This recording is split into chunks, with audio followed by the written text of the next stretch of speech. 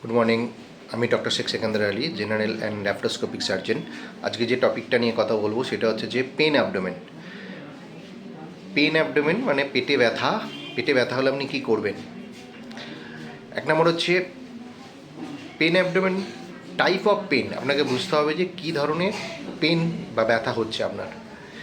সাধারণত আমরা ডাল একিং অ্যান্ড কনস্ট্যান্ট পেন কিংবা সার্ভ স্ট্যাবিং পেন বলি, ঠিক আছে? মানে মৃদু মৃদু ব্যথা কনস্ট্যান্ট হয়ে যাচ্ছে, কিংবা খুব জোরে ব্যথা, আপনি ছটফট করছেন, মানে কোনো একটা পোশ্চারে থাকতে পারছেন না, ঠিক আছে? এই ব্যথা, এই দু ধরনের ব্যথা সাধারণত আমরা দেখে থাকি। এবার হচ্ছে যে পেনের, আপনার পেটে ব্যথা হচ্ছে, সেই পেটে ব্যথার আপনার লোকেশন, মানে কোন জায়গায় হচ্ছে সেটা আপনাকে বুঝতে হবে। উপরের দিকে না নিচের দিকে, আপার abdomen, lower abdomen, right side বা লেফট সাইড, ইউজুয়ালি এই চারভাবে আমরা দেখে থাকি। তো এই লোকেশনটা ইম্পর্টেন্ট, কারণ হচ্ছে যে আমাদের আপার, লোয়ার অ্যান্ড রাইট, লেফট অনেকগুলো ভাইটাল অর্গ্যান থাকে। সেই অর্গ্যান স্পেসিফিক কিছু পেন হয়, যে পেনের সাইড থেকে আমরা বুঝতে পারি যে এটা এই ধরনের পেন, ঠিক আছে? সাধারণত কী হয়, আপার অ্যাবডোমেন যদি পেন হয় তাহলে আপনাকে আমরা সাধারণত ধরি যে গ্যাস রিলেটেড, গ্যাস্ট্রাইটিস রিলেটেড বা গল স্টোন রিলেটেড এই সমস্ত ব্যথা। এছাড়া পেনটা আপনার কোনো অ্যাসোসিয়েট সিমটমস আছে কিনা সেটাও আপনাকে দেখতে হবে। যেমন কি, যে আপনার ব্যথার সঙ্গে সঙ্গে কোনো নজিয়া ভাব আছে কিনা, মানে বমি বমি ভাব, কোনো ভমিটিং হচ্ছে কিনা, বমি হচ্ছে কিনা। 3 নম্বর হচ্ছে যে কোনো ডায়রিয়া, মানে পেটে ব্যথা তার সঙ্গে একটা ডায়রিয়া আপনার শুরু হয়ে গেল। এবং পেটে ব্যথা আপনার কনস্টিপেশন, পায়খানা আটকে গেছে, পায়খানা হচ্ছে না।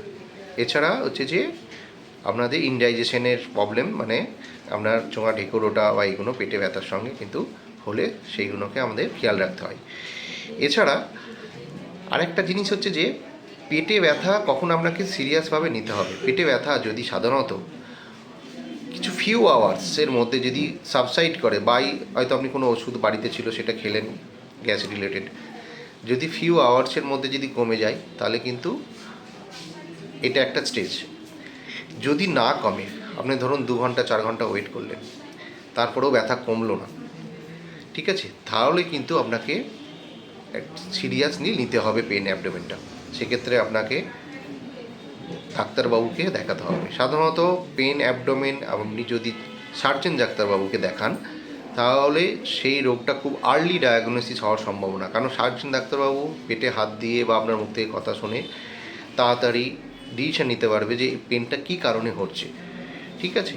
তো সেক্ষেত্রে ডাক্তারবাবু সেই রিলেটেড ইনভেস্টিগেশন, যদি অপারেশন লাগে তাহলে সেই অপারেশনের ডিসিশনটা খুব তাড়াতাড়ি, খুব আর্লি ডায়াগনোসিস কিন্তু সার্জেন ডাক্তারবাবুরা আপনার করতে পারবে।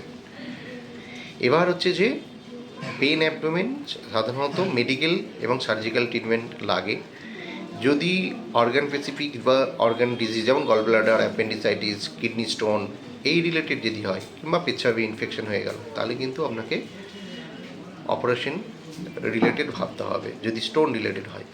আর যদি আপনার ইনডাইজেশনের প্রবলেম বা গ্যাস্ট্রাইটিসের প্রবলেম হয় তাহলে কিন্তু আপনাকে লং টার্ম মেডিসিন নিতে হতে পারে। ধন্যবাদ।